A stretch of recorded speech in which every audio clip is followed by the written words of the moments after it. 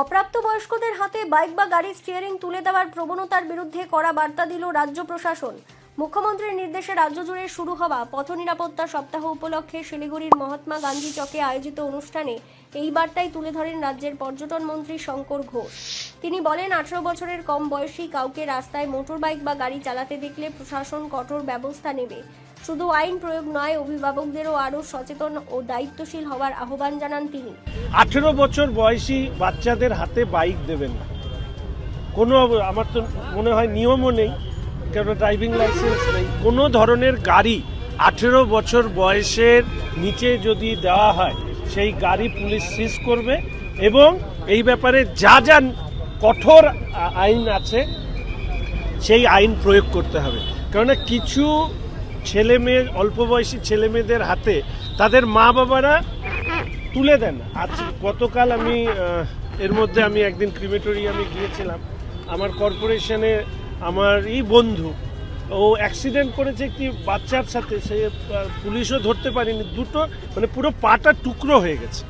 6 মাস ধরে ছেলেটি বিছানায় পড়েছিল, তার বাচ্চা মেয়ের আঘাত লেগে সে অসুস্থ হয়ে পড়েছিল।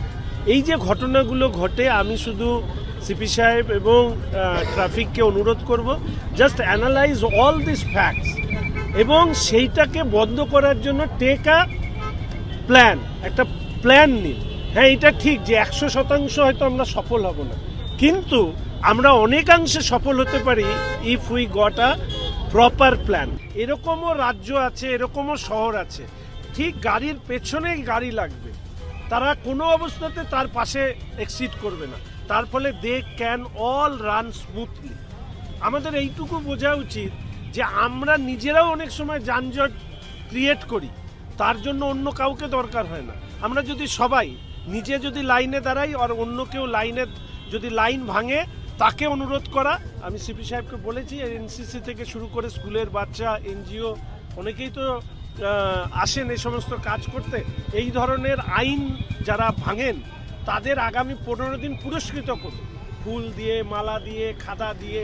পানিশমেন্টও করতে হবে না, মিষ্টি খাইয়ে এবং মানুষের সামনে তাদের যে আইনের প্রতি তারা যে এত সম্মান দেন, সেটাকে মানুষের সামনে তুলে ধরুন। শিলিগুড়ি পুলিশ কমিশনারেটের উদ্যোগে আয়োজিত এই কর্মসূচিতে উপস্থিত ছিলেন পুলিশ কমিশনার সৈয়দ ওয়াকার রাজা, ট্রাফিক ডিসিপি কাজী শামসুদ্দিন আহমেদ সহ পুলিশের ঊর্ধ্বতন আধিকারিকরা।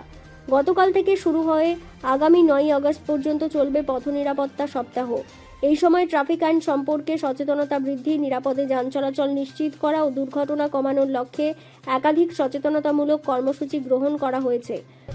আমরা এটা লাগাতার একটা প্রসেস আছে এবং মাননীয় মুখ্যমন্ত্রীর উদ্যোগে, ওনার লিডারশিপে আমরা এটাকে আবার এই বছর ফ্রেশ একটা স্টার্ট নিচ্ছি এবং আশা করি এই 7 দিন প্রোগ্রাম এর ইম্প্যাক্টটা অনেক দিন তারপরেও হবে।